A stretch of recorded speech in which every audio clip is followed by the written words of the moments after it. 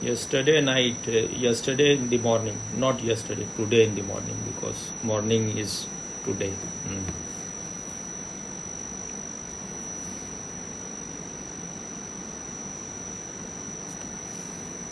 I realized that seeking any experience is a prison. Your natural state is just emptiness, nothingness. And that is the greatest freedom possible. Because as long as you are in search of any experience,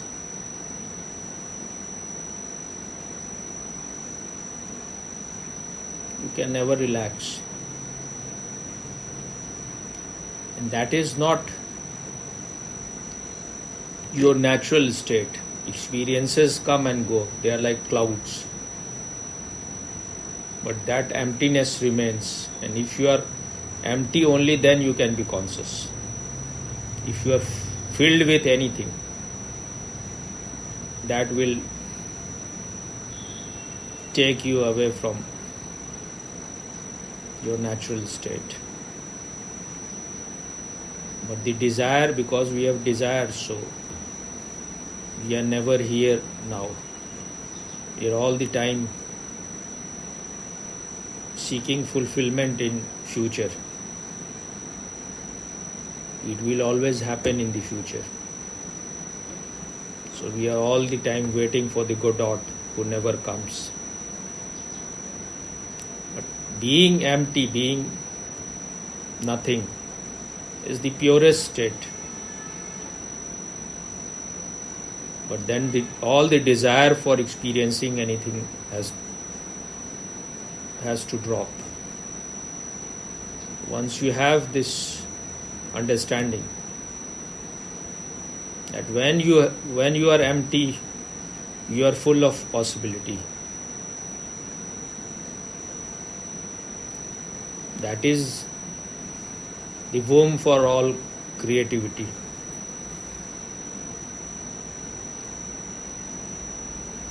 And then you have no boundary, no limitation. When you are somebody, when you are something, then you have a boundary, then you have a limitation. When you are nobody, when you are nothingness, then all your limitation, all your boundary disappears. And when you are somebody, you will always be an ego. Ego is the thorn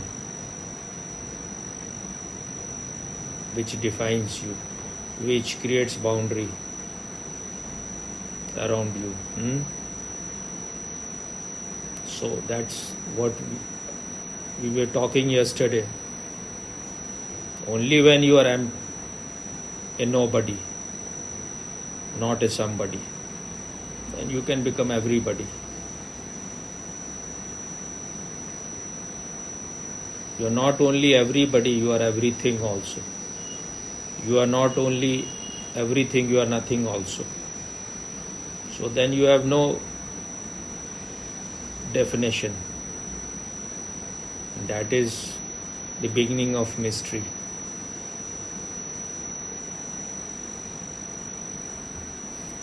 But for that you need to make effort also, tremendous effort. The burning desire to know yourself has to be there. Just yesterday, that is what I wanted to share yesterday with you. That when you are totally frustrated with the world, when you are almost on the verge of committing suicide, when you are in a state as if the fish is out of water, and you are all the time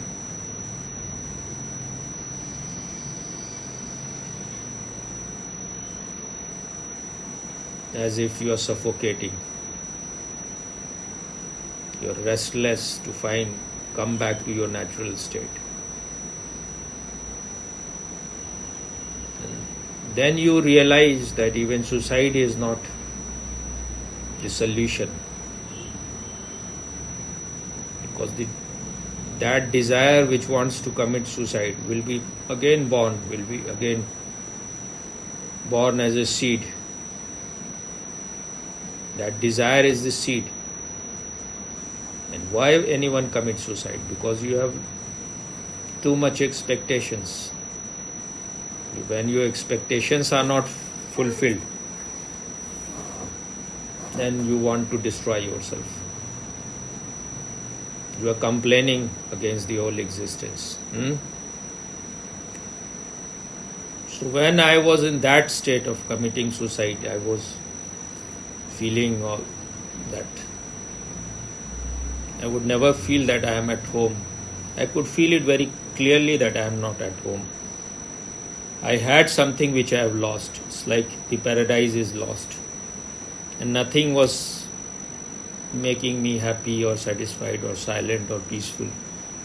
Whether it was company of friends or good food or any escape. I realized that these are something is wrong inside, nothing from outside can be of any help.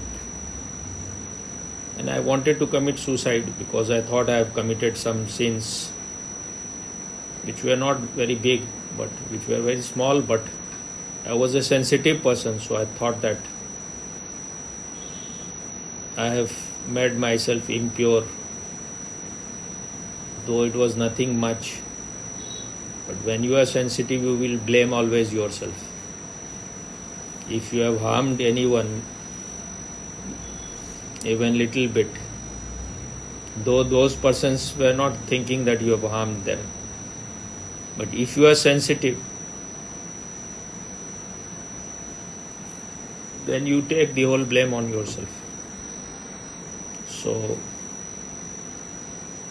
then I read somewhere, that's why I have great respect for Vivekananda. I read somewhere in his quotation book that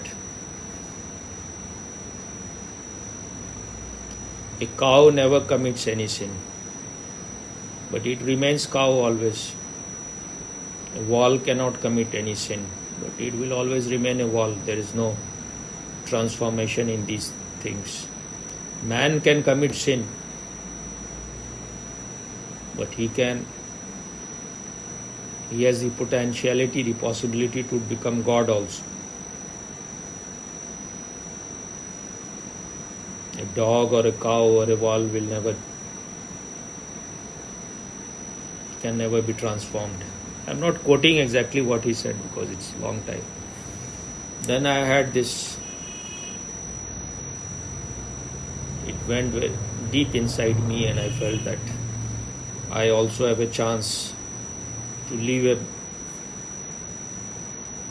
significant and meaningful life.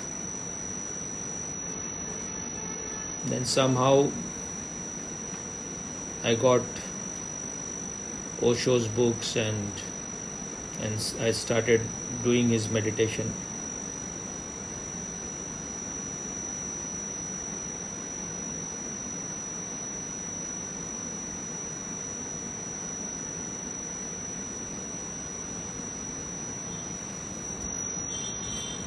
I have forgotten whether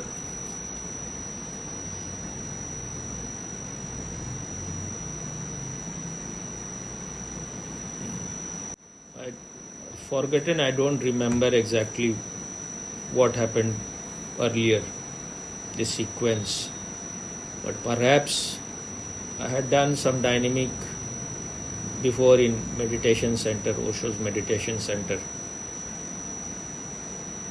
Yes, I had done dynamic and I had gone to Pune also.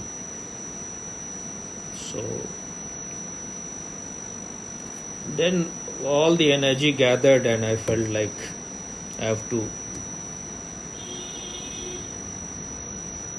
just be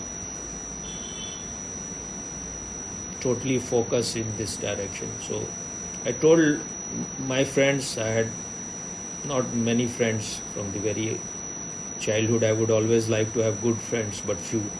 I told them I am no longer going to meet you for at least few months, so don't come. And then I had a room which was quite secluded. It was a government house. That room was meant for servants. So it was away from the main house little. But there was no servant at that time. So that room proved for me a boon, a blessing, because in my house I had a secluded place.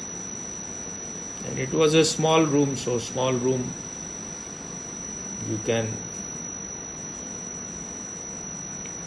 it preserves your energy well. So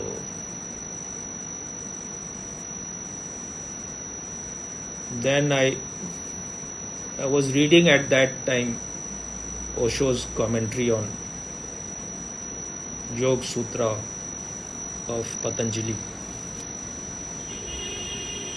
And I had read earlier Osho saying that all book is knowledge are just garbage. Only when you have your own authentic, direct experience or direct realization, that has a value. So I never thought that books can be prison also. But when I read Osho, then I thought that I kept all my books locked, all of them. Just kept this one book. I thought that I will read little bit every day from it. And maybe I was listening also on my tape recorder or something. And at that time I started doing sitting meditation. So I will be just in the morning 3 or 4 o'clock, most probably 3 o'clock I will get up, take shower and then take some tea and then lock before my room there was a place where I had a iron gate which you can lock, so no one can enter that side. The lane from where you enter into that room was locked, so no one can come near. And I will go on meditating. I will just go on watching my mind. Go on watching.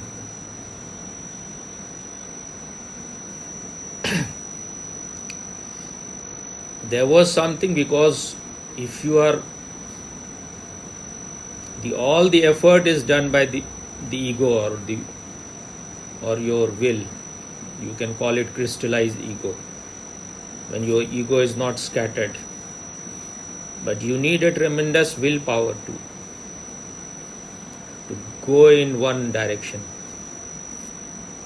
But there will be some force also. You wanted to stop the mind. You will realize slowly by trying to stop it, you are just suppressing it. You are just sitting on top of it. And that will create conflict. So witnessing is not that you are forcing anything down. You are just watching. A watcher on the hill. If thoughts are there, if emotions are there, you are just. But in the beginning, you have a tremendous desire these things should disappear.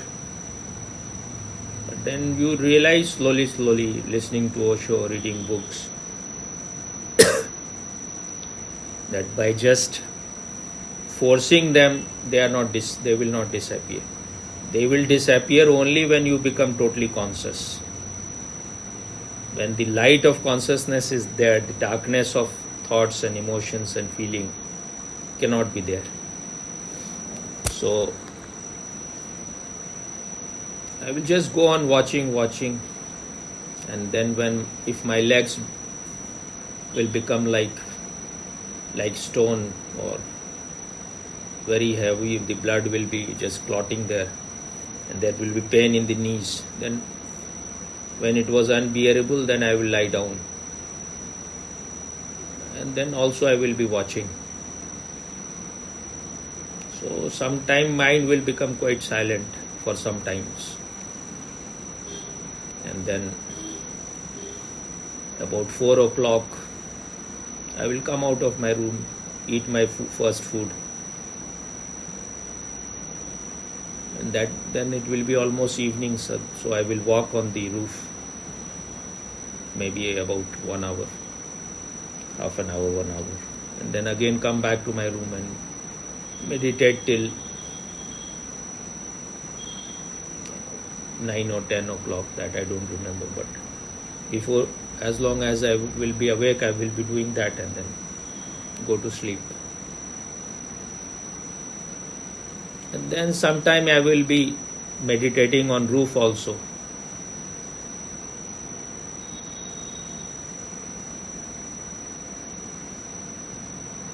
In the daytime also, maybe it was a winter season, so I will go sometime and meditate on the roof. And I had a wooden bed on the roof also, so I will. Then I saw, it was surprising that I saw that some of the yoga postures, which is in Hindi is called asana, my body will start taking those posture on its own. The energy was such that it will move on its own, take some postures. Sometimes the energy will move it to on its own, that it will take headstand, or it will be like Mayurasana. It's like the peacock, you become standing on your both the hands, or your legs will be like lotus posture, and so many other posture, cobra posture, all those things will happen. I don't know whether I had ever read before that or not, but then later on I read Osho that he said that all these yoga postures were not created intellectually or mentally. Your body starts taking those postures when you are in a particular state, inner state. So perhaps because, I don't know whether Osho said it or not, but perhaps because you have been all those animals, the record is there. Sometime you may have been a peacock, sometime you may have been a snake or dog or whatever. Sometime you may have been a tree, so maybe you are standing on your head. Because it is said the brain and the head of the tree is on ground. Its legs are up because the roots are there. So all everything which is the central things is all on the ground. So it is said, even in Gita it is written, that it is like yogi who is doing headstand. The trees are like, its head is on the ground and its leg is on top. I am not exactly quoting, but something like that is written. So, but then there will be some time, because the mind was not stopping sometimes, so I will be quite violent in trying to stop it. So sometime there will be like blood will come out from nose, because I was making effort. So I had a mark on my shirt, the blood, when it came out for a long time, the mark was there. But sometime it will be such a state as if, like what some enlightened people like Kabir, or I think in Gita also it is written that as if thousands of sun has arisen at the same time. It will look like a very illumined state. And I am connected to the whole things, the whole sky. I am there, everywhere I am there, because the boundary of form doesn't apply to consciousness. So then whenever I will be walking in the evening time, sometime I will feel that I am making too much effort and I have no guidance. So there will be some fear, I may go mad or I may destroy my brain also. So I will be praying to Osho that I need a live master. I need a place where other people are also meditating, so that I will not go in wrong direction. So the prayer was there, silent prayer, not that I was verbalizing it. And one day while I was meditating, so I think everything became so silent, and it was a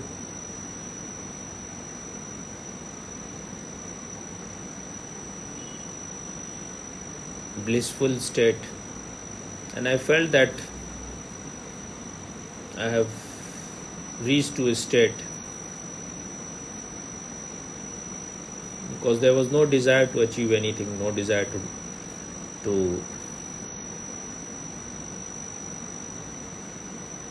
just this moment was enough, no desire to go anywhere. Everything was very silent. You can call it was a Satori glimpse of enlightenment. But then I felt that there is so much description about these things that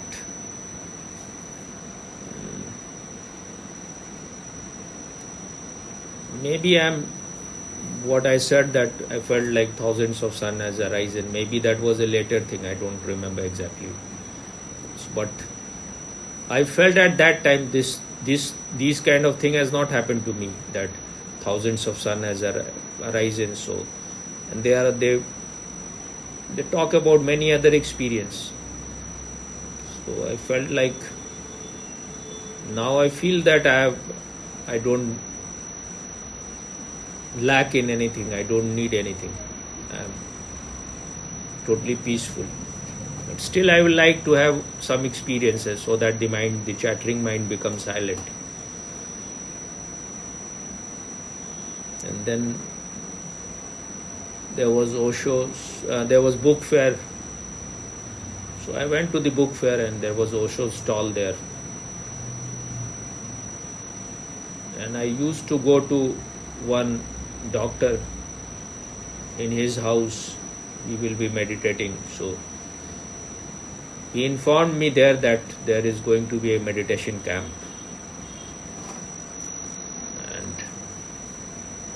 And it will be taken by Swami Chaitanya Bharati. So I felt like it is happening for me. It was really very unburdening.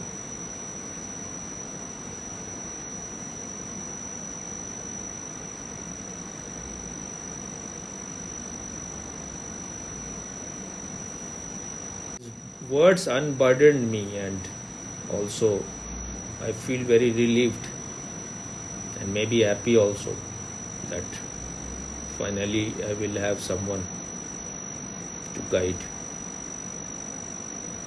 Then one day I went to the meditation center here,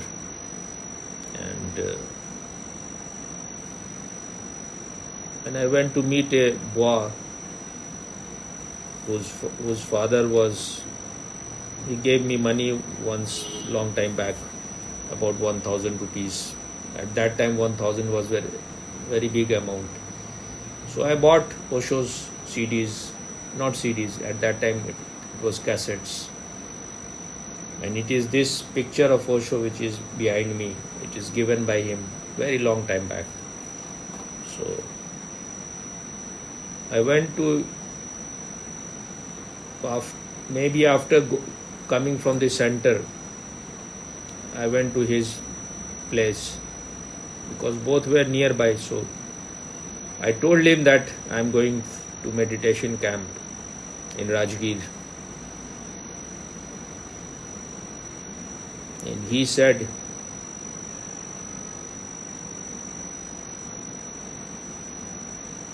his whole family was sannyas. They were all sannyasins. But he was not. He was a man of In India it is called Lakir ke Fakir. That means those who follow, they are not spontaneous, they are like the train which goes always on the track. So they are not rebellious kind of people. So he said to me that only today this letter has come to us, or come to the center here, that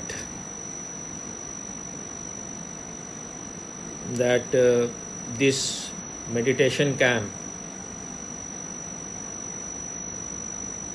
is not recognized by the Pune ashram, and the man who is taking this camp is already banned. So anyone who goes in this camp will have to take his responsibility. I felt very disappointed that I was so high and he took me down from my 100-story building to ground floor. So after meeting him, I was going back to my home. I had to take auto rickshaw. So I was walking, because to get auto rickshaw you have to find the place where you get it. So I was walking, and then suddenly the insight came that I am going to go in this camp. Whatever, whether it is recognized by Pune ashram or not, it makes no difference, because I am going there for meditation. I am not going to do anything wrong there. I am not going to rape anyone or murder anyone. So whether this person is the right person or wrong person, whether he is banned or not, it makes no difference. If he is not the right person, then I will meditate on my own. Who will stop me? I can close my eyes and meditate. I am not going to do anything wrong there. So whatever Pune ashrams accepts it, recognizes it or not, I don't care. So then I again became unburdened. Everything was clear. The cloud was no longer there. The decision happened that I am going in the camp.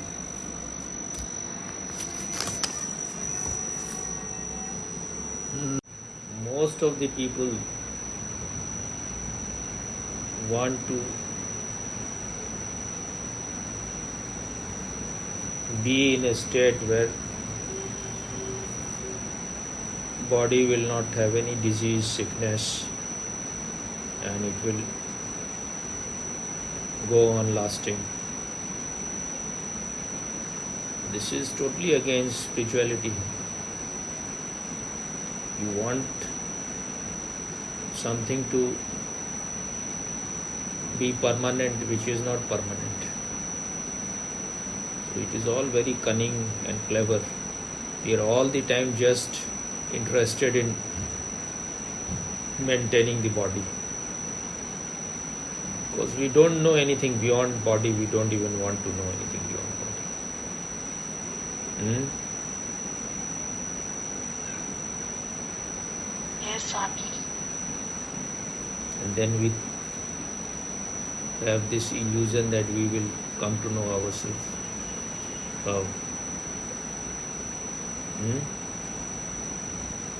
Yes, Swami.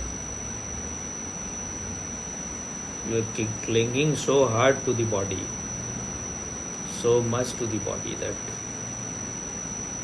it's all fake that people are interested in spirituality or knowing themselves. They are giving maximum attention to body. They cannot forget the body. When the body is in suffering, give some attention, then forget it. Why all the time just? Because that is what they know. That is the source for them, for all the pleasure. They are only interested in pleasure.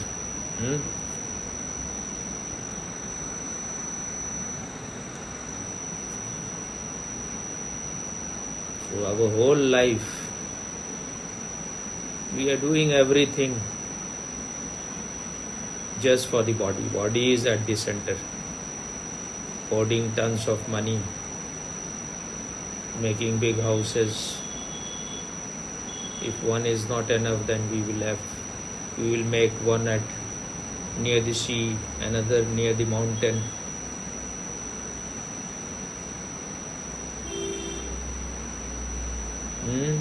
We are not behaving as if we are living in a guest house. We want to be a permanent resident. But there is an expiry date for everything.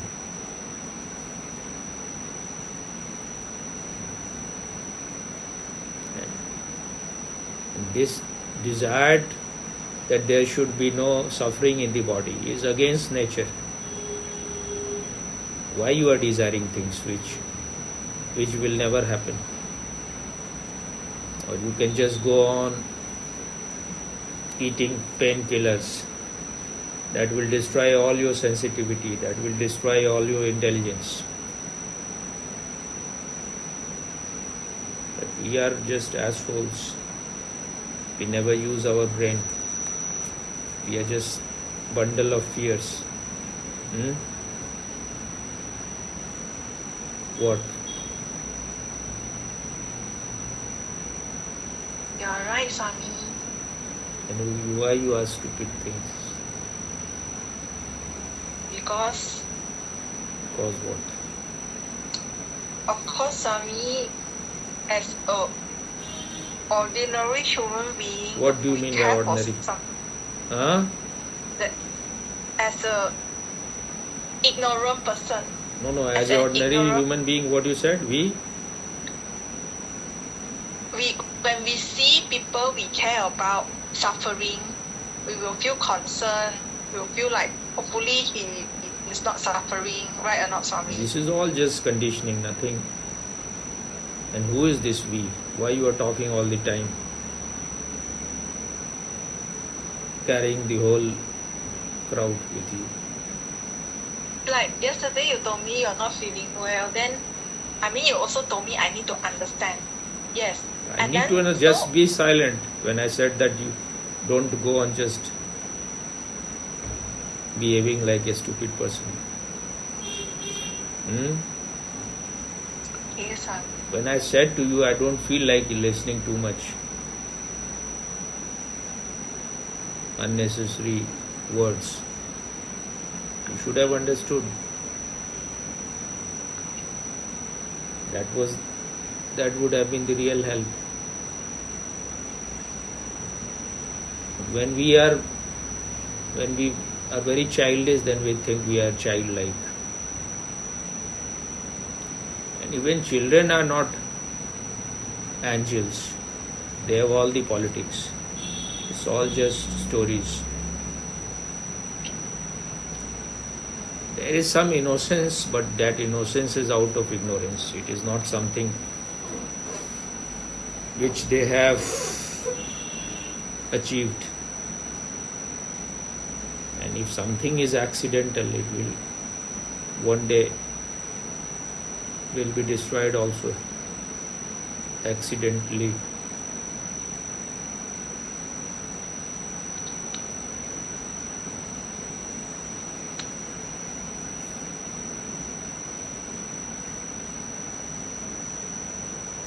The boy of the maid is just about 1.5-year-old. And she just goes on all the time. He is eating either chocolate or chips or things like that. So that will destroy his health completely. He will never like to eat anything which is real food. If you are eating from the very beginning so much of junk food, your hunger will also be destroyed for the real food.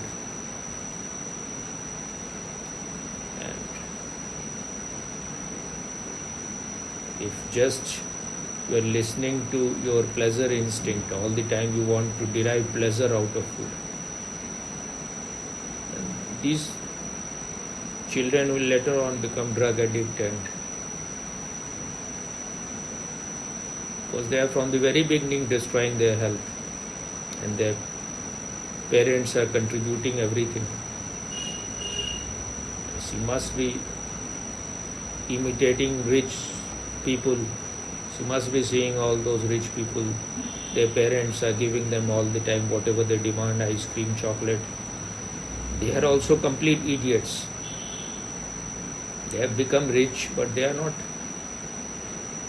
fit to be parents. So all kind of misfit people, they become parents.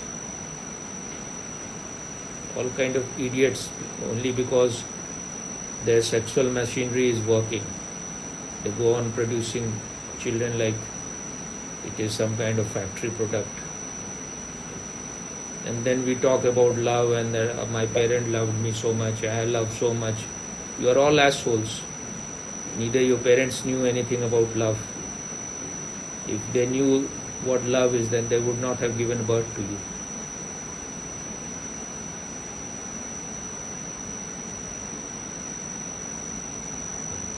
If they had even just little bit of love inside them,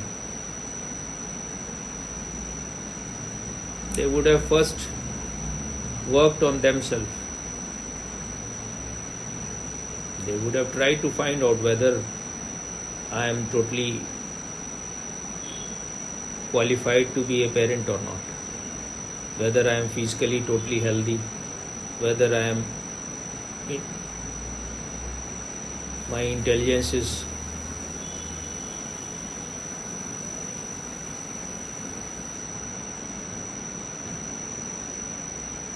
capable for these kind of things, whether I have the heart, my emotion, or which is healthy or not, or above all, whether I am spiritually healthy or not. And if you have things to provide to them, spiritual health, emotional health, mental health, physical health, and comfort and money you have got, then it should be luxury now to give birth. Already the world is overburdened. But idiots go on giving birth to greater idiots. And then we have such an ugly world.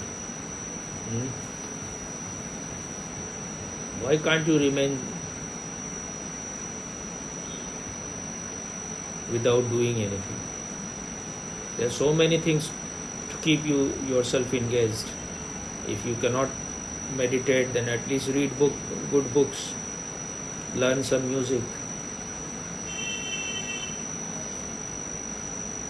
What is the need to create children just for your own entertainment? Because you are feeling so empty, so you need toys to fill your emptiness.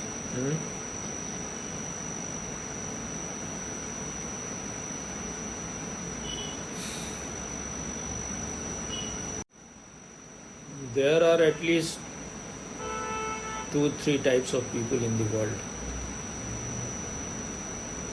One is those who go on repeating the same mistake again and again and again. And then there are people who will not make the same mistake. They will make new mistakes. If you are making new mistakes, then there is a possibility you will learn something out of it. If you are making the same mistake, you are just repeating, you will become like a stuck gramophone record. And there are people who learn from their mistakes. They realize that they have done some mistake because of their unconsciousness. So then they will gather all their energy to become more conscious, to remove their inner darkness. Then even mistake can become a blessing. That gives you the energy to transform yourself. So I feel that what happened in my life, because I felt that I made some mistake, and because I could get this quotation book of Vivekananda. So I got the direction where I have to move. So I will continue from where I left yesterday. So then finally it was clear to me that I am going in this camp, whether it is recognized by Pune Ashram or not. I have been skating champion of the state many times. So at that time I was one day trying to open my skates, which was I think very tight, and I was trying to open it with a wrench which was full of junk. But all the junk went inside, and then slowly my thumb became very thick, swollen. And the doctor gave me some medicine and he said that it will have to be operated. So they later on took out, giving local anesthesia, took out so much of the skin from here. But still the ear is, still it is, the mark is there after many years. So I had that bandage, and I felt like whether I will be, because the pain was quite much, whether I will be able to go, because I have to do everything on my own, and my right hand is. So we had to go to that place which is called Rajgir, from a particular place, the home of a sannyasis.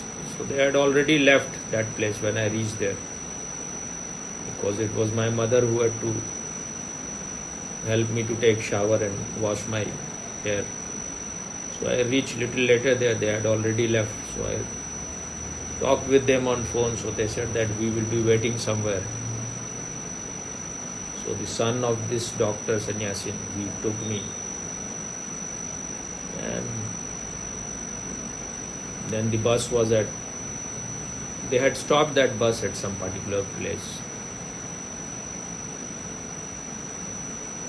And as I entered in this bus, I was searching for the man who will be taking camp. Then when I saw, he was on the front seat almost of the bus.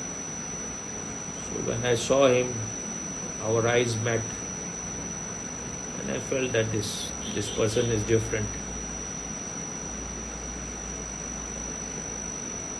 And they were talking about it because he was banned, and I think maybe few other people were banned with him. So they were talking about the politics which is happening in Pune. And I had my own belief and idea at that time that spiritual people should not talk about politics. This is how we are so stupid. But I felt the difference. They were all talking, but he looked like as if he's not identified with whatever he is saying.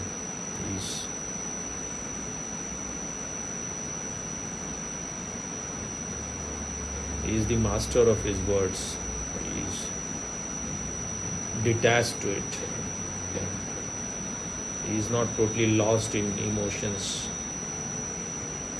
All other people were different. I was just watching because I was meditating very sincerely at that time. So I was trying to find whether this man is different from others or not. And I had maybe stomach ache or whatever at that time, or headache. So I was to watch that also. This is one of Osho's method also. If you go on watching your headache or stomach ache or whatever, it will become less and less as you become more settled in witnessing. So on the way we had to stop somewhere.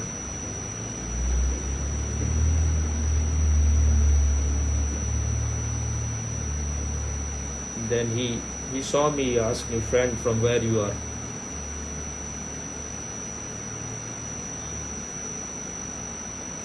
And I don't remember whether he asked me at that time or later on that, has some girl ditched you or what?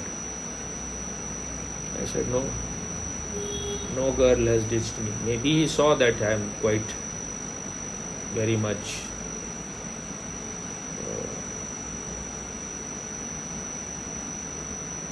sincerity can be seen by such people. So only when you are hurt, when you are something has happened in your life which is like very shocking to you, there is a possibility that you turn in. So he said that, has some girl ditched you? I said no.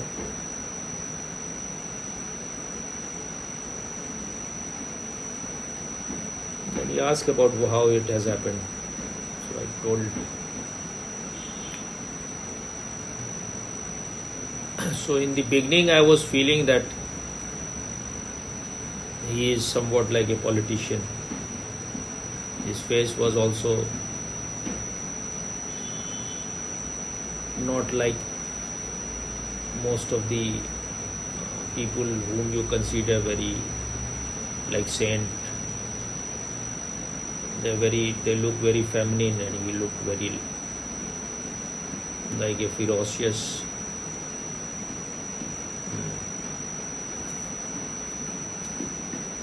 lion or whatever.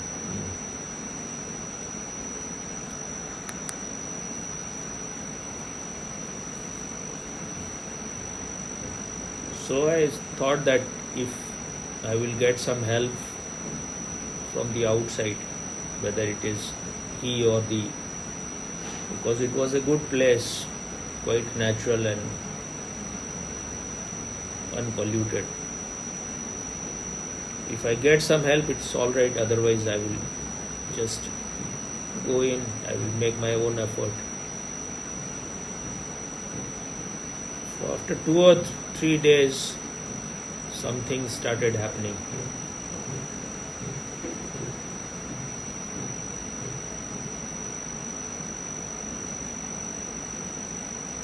One day when the meditation was over and I was still meditating,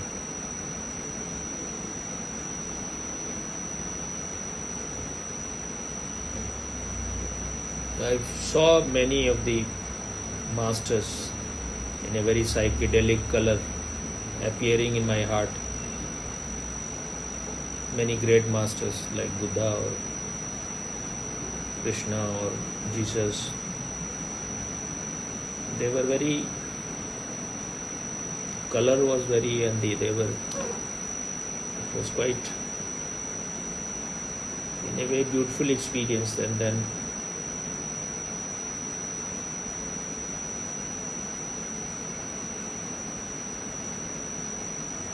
some other things happened and my mind was becoming quite silent. So I thought that I should meet him. Now things are happening. So I used to have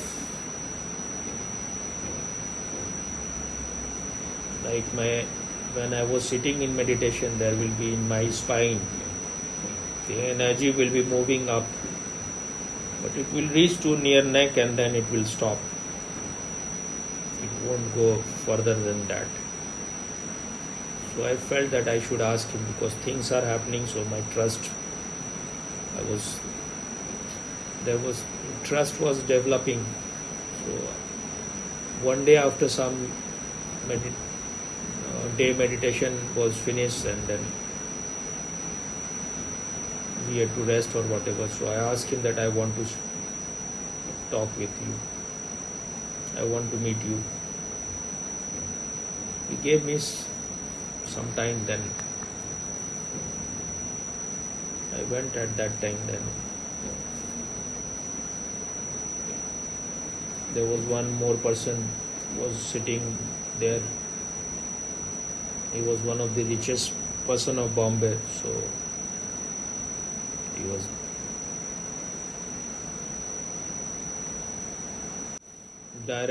was director cum chairman of the Bombay Group of Industries, and he had a very beautiful house at that time it was called Bombay. So he had a very beautiful house there, which there used to be shootings for films because his house was unique. So he was there. Then I told him about my experience, what happens, and he said that you had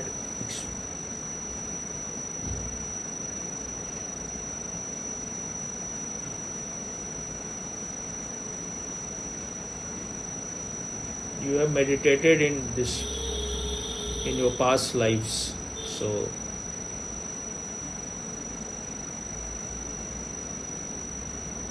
it's not that this body has meditated, but it is an impersonal journey of the consciousness. So it is not just something new.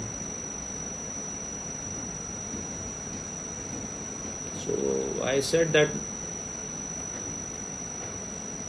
my energy stops near the neck, and then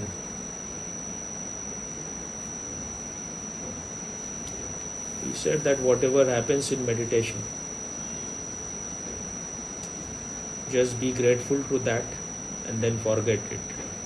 If you want the same thing to be repeated, then new thing won't happen. So express your gratitude and forget it. And then I asked him one question, because enlightenment was my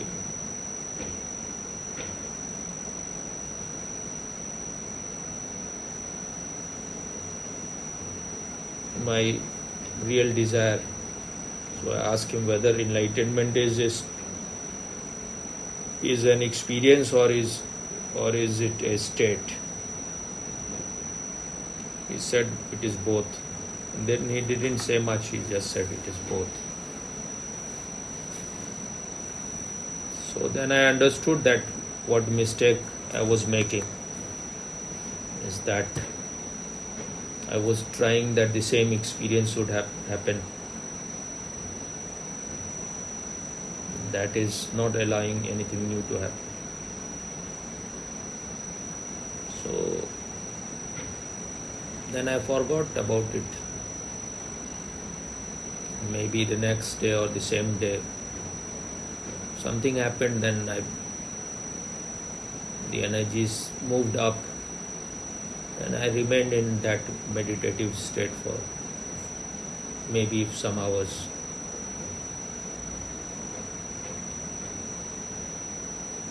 Just the outer emptiness met inner emptiness, and there was just infinity, nothing in between. So then things started happening, many things miraculous. Even food, if I could, my eyes became so clear that it became like an X-ray. I could feel the energy of the food, not that it was something like solid. And I didn't have to walk. My energy was so unblocked at that time that everything was just happening. I was in a mysterious world. And I used to go for dressing of this. They had, because this place was called Virayatan.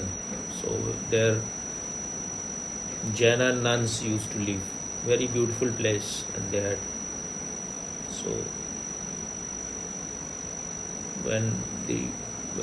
because they said that you will have come for dressing, so I went there, and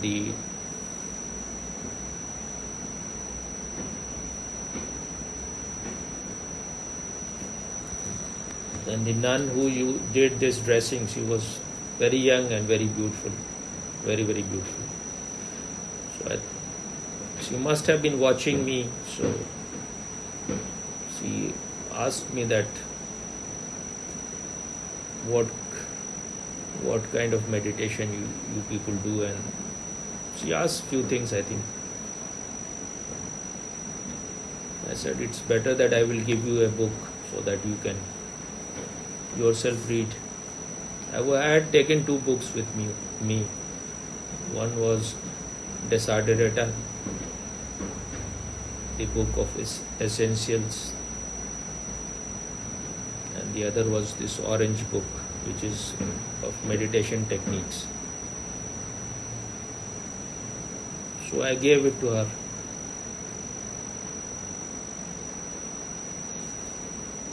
And I felt in his presence very protected, and I felt that here I will have all the freedom to express my energy without inhibiting anything. So whatever was repressed, I could express everything, and I was just not at all caring about the manners, etiquette and rules of society. So if something was happening in meditation, then I felt that I am in a blessed state, and I will put the mala of Osho, which was on his big picture. I will put it on my neck. These things were happening. I knew that there will be people who will just dislike it. And the energy was so awakened that I could not sleep at all in the night. So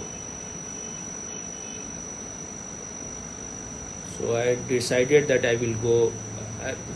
They had some some samadhi they had of those people, those sadhikas who may have died. They had few samadhis there. Maybe some people who became little conscious, or who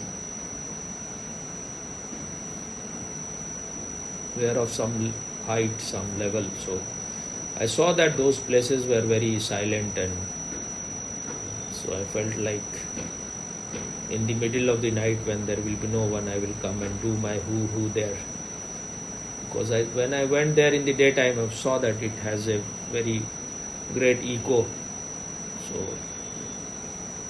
if I do hoo, then it will just fall from its roof, and it will be a good experience. And in the night time, because it was almost like forest, and so I had this fear also of ghost and wild animals somewhat. So I thought it will be good. I should face all those things. And I am not able to sleep, so I should do something. I knew that if they will come to know, then maybe I will have to leave the place also, because then they will say that because you are not allowed to enter into those samadhi. Especially I don't think they would like that I am doing hoo there. So I will do sometime. I did that, and it was very good experience. Then I could not sleep in the night. So there was one other person who became friend with me. He was also living in Pune. So I had an agreement with him. I said that I will try to teach them, because earlier I had asked Swamiji that I could not sleep in the daytime, in the night. So he said that we have come here to, for what we have come here, to break our sleep. And then he also said that you go to extremes. So then I had asked him later on that what is the difference between going to extreme and being total. He didn't answer anything, because these things you have to discover on your own. Where the ego is taking the master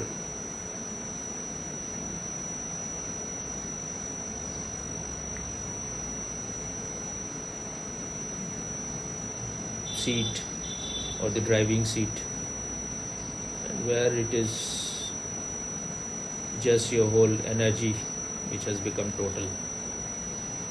So then I started using those words, fuck words, motherfucker. These people are sleeping. Swamiji has said that we have come to break our sleep, and they are just sleeping, snoring. Then I said, just all of you get up. They didn't get up, but they must be getting very angry inside. So next day they complained to the man his name was Vijay, who has organized this scam. He was from Gujarat. So he said to me that many people have complained that you are abusing, you are not allowing them to sleep. If you continue like this, then you will have to leave. I said that all those things just happened. I was not the doer. Things were just happening. And if there is some garbage inside me, if my energy wants to express those things, if I cannot even express here, then where I will be able to express?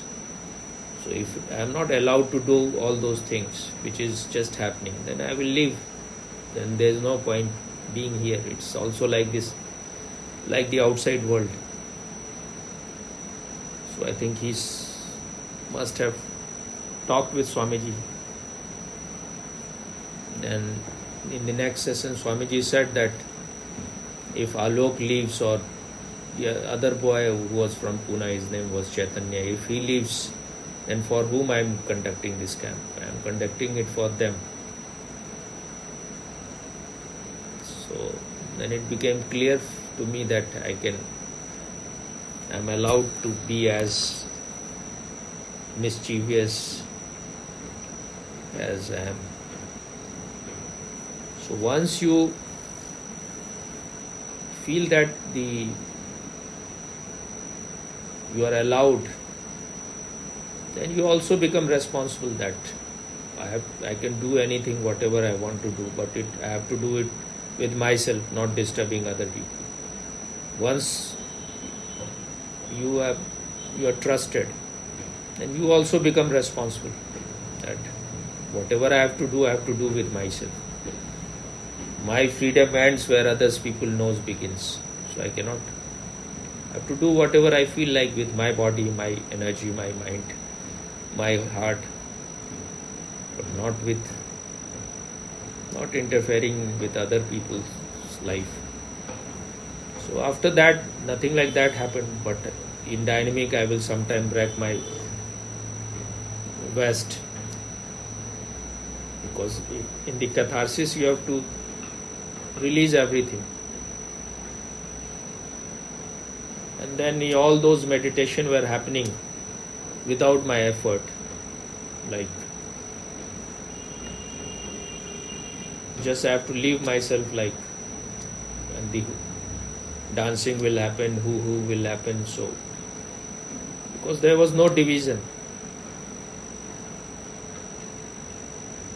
Maybe I had to make effort to do the chaotic breathing first stage. But that also later on, I think it was just happening because you had already made so much effort that now things were just happening. And when the Sufi meditation would happen, I will, in the evening, It was a quite beautiful place. So many stars in the sky. Sky was so clear, and I would feel I am totally connected with everything. The division is not there, because the division you feel only because you are identified with the body. When your consciousness is not clinging to the body and your energy is totally awakened, then you don't feel any division. So I will go on looking at these stars and move backward. Then I will feel that I am totally connected with the everything. It was very mysterious state. And I will be dancing and not always going to the place where it was happening. I will enjoy myself, Sufi dance and everything in the open sky. But sometime I will enter where others were doing it. It has a big podium there. When I will come, and I am not wearing the white robe for the white robe meditation. I am still wearing the maroon robe. Because I was not following any rules, just following my inside, whatever was happening, just letting it happen. So they will be staring, some of them will be staring at me, that he has come, he has entered into school without dress. So then they will be staring, then Swamiji will say, you just stop worrying about him, you just mind your own business. So that kind of freedom which he gave,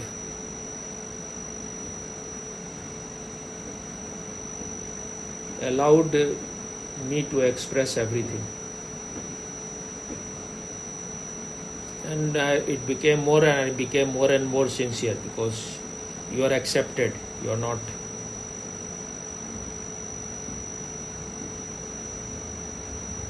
made guilty, or you are not condemned.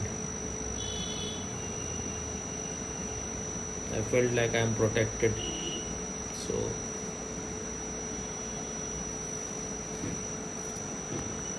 then one day there was a Sufi dance.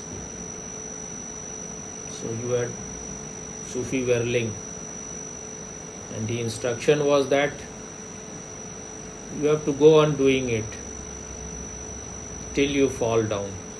Otherwise you don't have to stop. Maybe 1 hour or 1.5 hour, whatever it was. I think maybe 1 hour. So, and then you have to go on increasing slowly the speed of whirling. Just wait.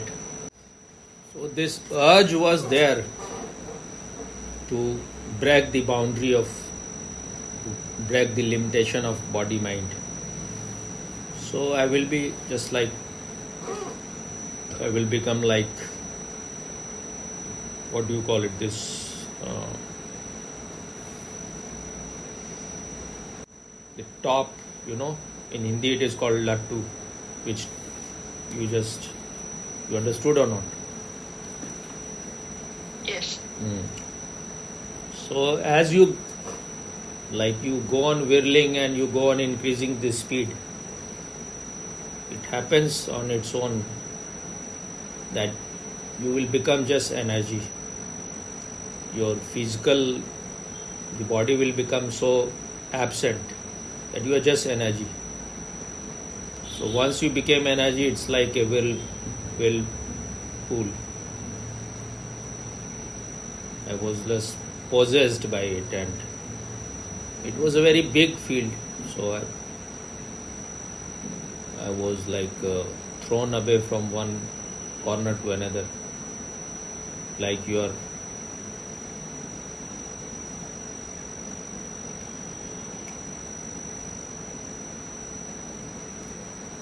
uplifted by the storm or something. So I fell from, after reaching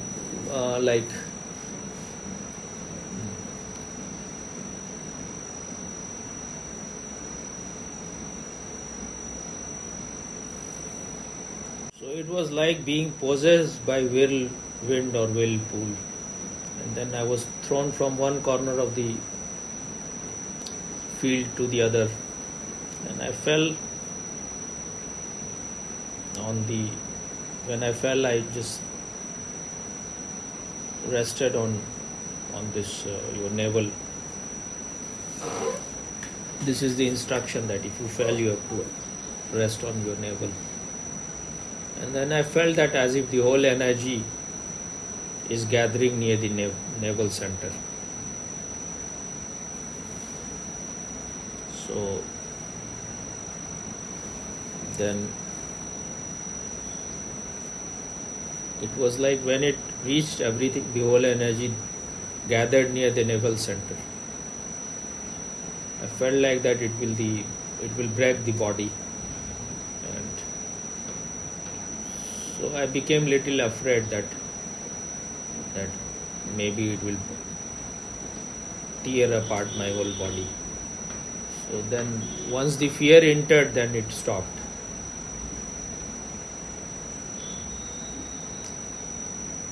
And I had some bruise in this elbow, because when I felt so.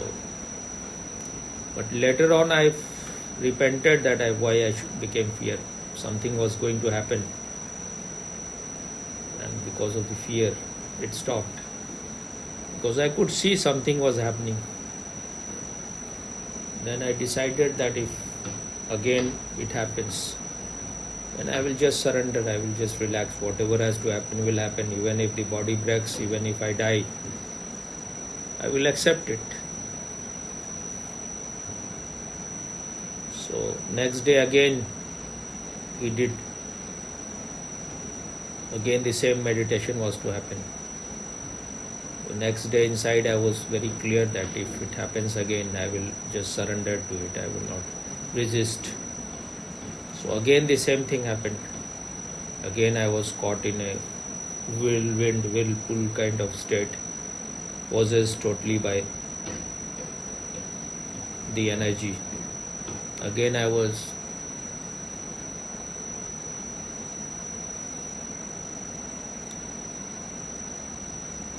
caught in this process, and the body felt like that it is just like a feather. From one corner of the field I was just taken to the other corner. But this time, because there was no fear, so everything happened very smoothly. And I was not afraid that even if whatever has to happen, I will accept it. Then once the meditation was over, he said that you go and rest, lie down on your bed and remain with closed eyes. So we all went, and then it was such a state which cannot be expressed in words. So I remained with my closed eyes, and I felt like he must be also in his room trying to be connected with us. That was just an assumption, but still it helped me. Then after very long time, when I remained in that state, then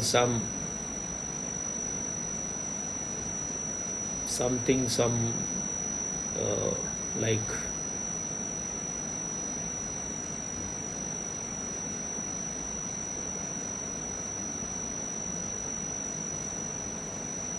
so in the beginning there were great sounds of like animals coming out from inside, like lions, tigers. I felt later on that it must be everything is recorded in your memory system. You must have passed through all those lives. So these things are there when you enter very deep, when the energy reaches to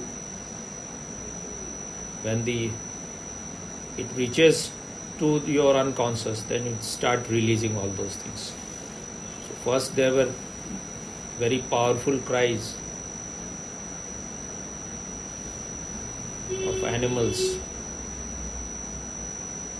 and then there was like when the child is about to be born, then it cries. So that is, I think, in psychology it is called primal cry or something. Exactly the word primal, I think it's not primal cry, but it's like that. And they want, in some school of psychology, they want you to reach to that level because it is still recorded in your memory. Once you experience it consciously, so they will hypnotize you to, so that you can reach to that primal cry. Once you have reached to that state, then much of your fear will disappear. It is the fear is connected to when you were about to be born. So that is the fundamental fear. You were afraid, you didn't want to come out. So then the primal kind of cry also happened, and so many things happened, and I just remain a witness. I just relax. I decided that whatever will happen, I will not become afraid. I will just allow things to happen. So after all those things, it was like a storm has gone, everything became silent. Then again and there were people all around, they had stopped meditating, but they were worried, they thought, what is happening to him? So some of them were saying that we should tell Swamiji. Then there were maybe few who knew something about these things. They said that let us allow it to happen. So then again the energy started gathering near the navel. It was like from every pore, as if the ant is walking, or you are being in acupuncture. I have never experienced acupuncture, but something like that. The needle is being put in your each and every pore of your skin. So everything I felt some inner movement happening like that. And then the whole energy gathered near the navel.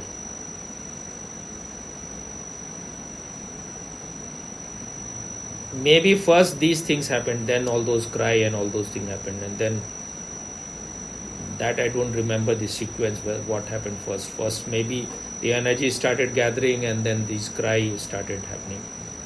First animal cry, and then the cry which happened when you are born, birth pang kind of cry. And then everything stopped. But the energy started coming out from the navel center. And I felt like the energy something is coming out. And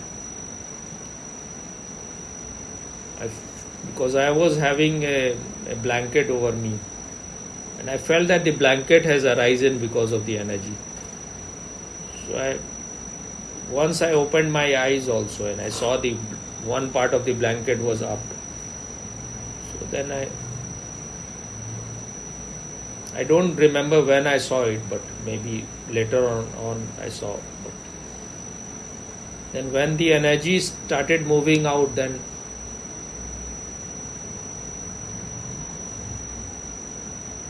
I felt like for the first time I felt really that I am in the ocean of consciousness, and this consciousness has no boundary, no limitation.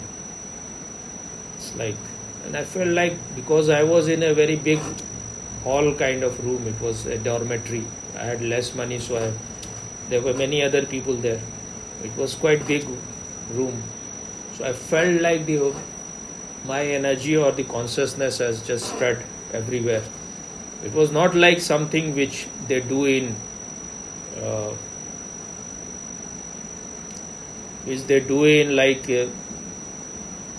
art of living camps or anywhere there, where they say that you are spreading your energies. It was a real thing which happened, not something which I was imagining. I was very conscious, and something was connected to my third eye also. So, and I was just a witness to the whole thing. That first you felt like as if you are in the whole, this big hall, everywhere you are spread. But that was also not the limit. That has no boundary line, no limit. So, and then I felt like as if I'm in a very chilled kind of air conditioned place, very like extremely chilled. But it was very, not that it was unpleasant, it was very blissful state. And I remained in that for maybe 3-4 hours, and it was like something was, the whole existence was also helping in it. And that day, because it started raining later on, so they had to take the whole thing, the whole mic and everything near my room, and the whole white robe meditation was also happening just near outside my room. So I had to go nowhere. I was just from there witnessing everything. And the real wonderful thing was that after coming out of that, this obsession for enlightenment became just relaxed, and the fear of death also was no longer like that. And after coming out of that state, when I saw my picture when I saw myself in the mirror, the whole face was like totally changed. The aura was totally changed. It looked like very different. Looked like the picture of Jesus, which they make in photographs. So later on, I asked one of the person who had the bed with just near me. I asked him that you felt anything or not. He said, all of us felt something was happening.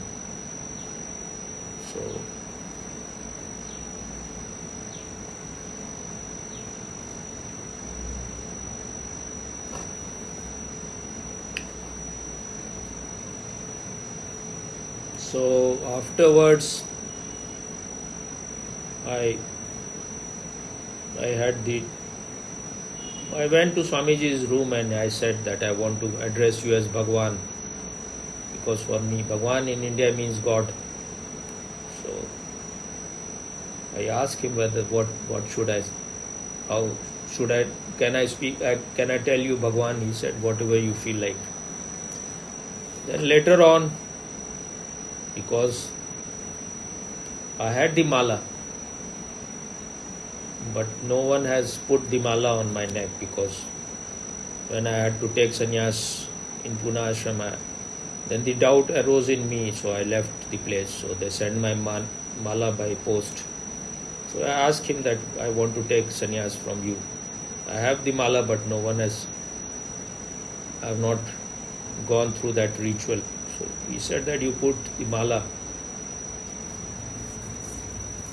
near Osho's picture, because in the last day they gave sannyas. So you put it here and then I will put it on your neck.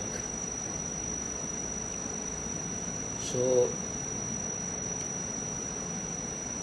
because that was the song I liked.